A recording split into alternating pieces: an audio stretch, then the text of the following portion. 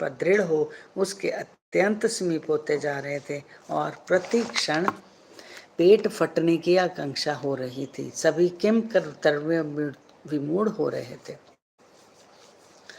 अब बाबा को इस बात का गुस्सा आया और उन्होंने उस जो फटका था, मतलब एक डंडा था जिसे पेट के भीतर उन्होंने घुसा दिया और वो पेट जो ऐसा लग रहा था जैसे अब फटने वाला है।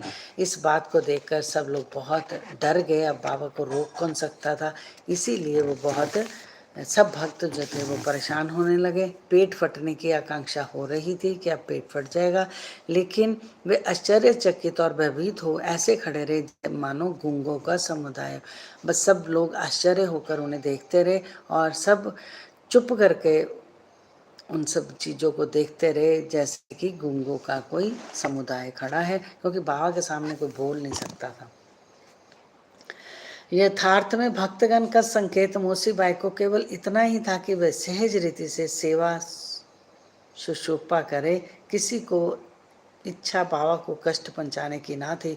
भक्तों ने तो ये कार्य केवल सद्भावना से के प्रति ही होकर किया था, परंतु बाबा तो अपने कार्य में किसी का हस्तक्षेप पसंद नहीं करते। राधे राधे मीना जी, राधे राधे, कैसे हो आप? भक्तों में मतलब जब सब भक्त बोल रहे थे कि मौसी थोड़ा सा ध्यान से करो, बाबा को की आंतड़ियाँ टूट कर गिर सकती हैं, अच्छा ही चाहिए, अच्छे ही चाहिए आप सब लोग।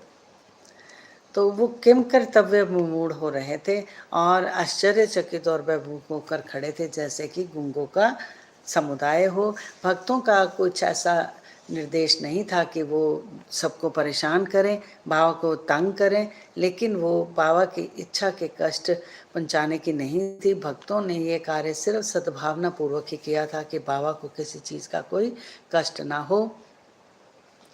पर बाबा अपने कार्य में किसी का भी हस्तक्षेप कण मात्र भी नहीं होने देना चाहते थे। भक्तों को आश्चर्य हो रहा था कि शुभ भावना से प्रेरित कार्य दुर्दिन में परिणत हो गया और केवल दर्शक बने रहने के अतिरिक्त कर ही क्या सकते थे। ये तो अच्छा कहते कहते, नमस्ते मीना दीदी,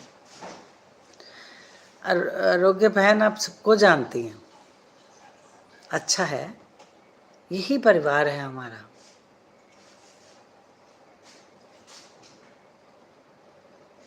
बहुत अच्छी बात है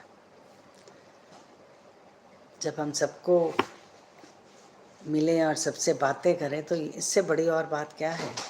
यही बाबा चाहते हैं, असल में होना यही चाहिए, लेकिन हम अपने ही दायरे में सकूच कर रह जाते हैं।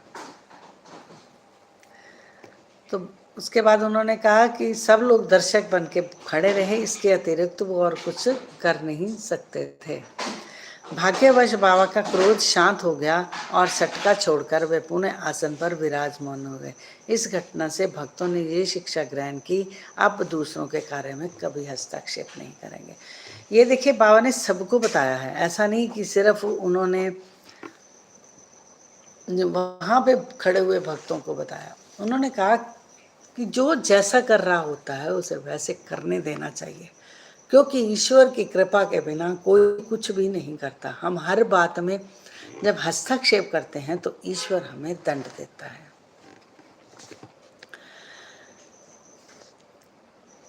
अब हमें सब भक्तों को इस घटना से ये शिक्षा मिली कि दूसरों के कार्य में कभी भी हस्तक्षेप ना करेंगे और सबको उनकी इच्छा के अनुसार ही बाबा की सेवा करने देंगे। केवल बाबा ही सेवा का मूल्य आंकने के लिए समर्थ हैं